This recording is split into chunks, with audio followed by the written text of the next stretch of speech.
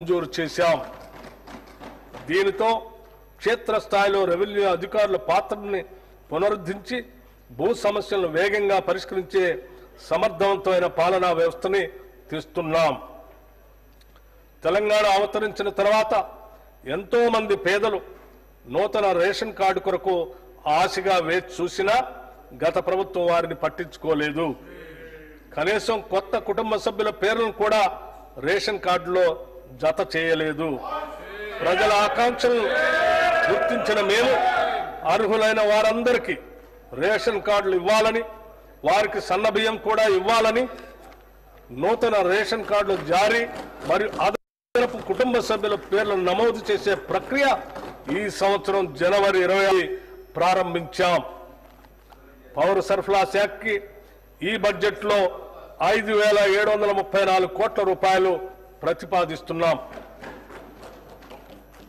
విద్యతోనే సామాజిక అభివృద్ధి సాధ్యం. ముఖ్యంగా పేద మరియు వెనుకబడిన తరగతులకు చెందిన పిల్లల సురక్షిత భవిష్యత్తుకి విద్య ఒక దారిని చూపుతుంది. ఇది ప్రగాఢంగా నమ్మిన యూపీఏ చైర్పర్సన్ నాటి శ్రీమతి సోనియా గాంధీ గారు మరియు ఆనాటి భారత ప్రధాని దివంగత డాక్టర్ మన్మోహన్ సింగ్ గారి నాయకత్వంలో ఉచిత విద్యా హక్కు చట్టం 2009లో చేశారు.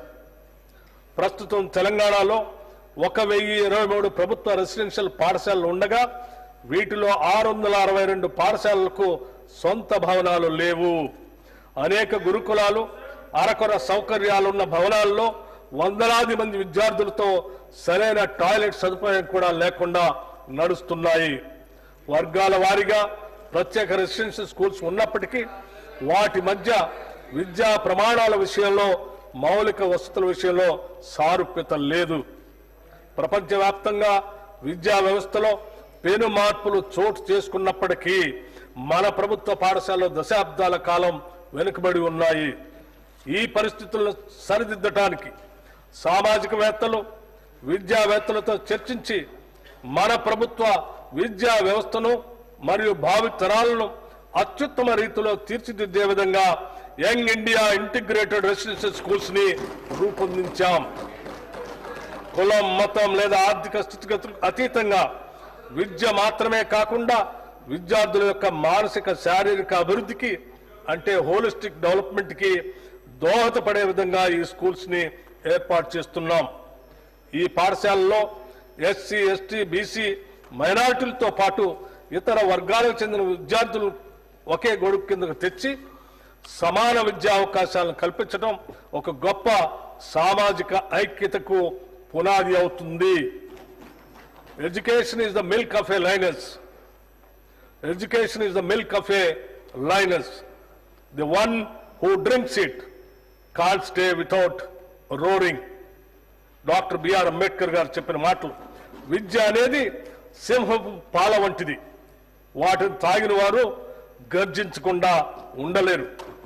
డాక్టర్ బిఎం అంబేద్కర్ కలలు గన్న విద్యా వ్యవస్థను మేము సృష్టించబోతున్నాము. దీనికోసమే రాష్ట్ర వ్యాప్తంగా ఒకేసారి 58 యంగ్ ఇండియా ఇంటిగ్రేటెడ్ రెసిడెన్షియల్ పాఠశాలల నిర్మాణానికి 11,600 కోట్ల రూపాయల అనుమతులు మంజూరు చేయటం జరిగింది. మేము తీసుకున్న ఈ నిర్ణయం ఒక చారిత్రాత్మకం. ప్రతి నియోజకవర్గంలో కనీసం ఒక ఇండియా రెసిడెన్షియల్ స్కూల్ ని ప్రారంభిస్తాం. ఈ ఇంటిగ్రేటెడ్ స్కూల్స్ 20 నుంచి 25 ఎకరాల విస్తీర్ణంలో నిర్మించబడతాయి.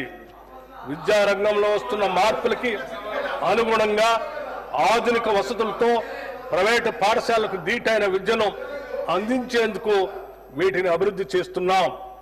ఆడిటోరియాలు, dining halls, digital class rooms, క్రీడా మైదానాలు, క్రికెట్ మరియు ఫుట్బాల్ గ్రౌండ్స్ లాంటి ఆధునిక సదుపాయాలు అందుబాటులో ఉంటాయి. విద్యార్థుల నిరంతర పర్యవేక్షణకు వీలుగా ఈ పాఠశాల ప్రాంగణాల్లోనే బోధనా సిబ్బందికి నివాస సముదాయాలు కూడా ఏర్పాటు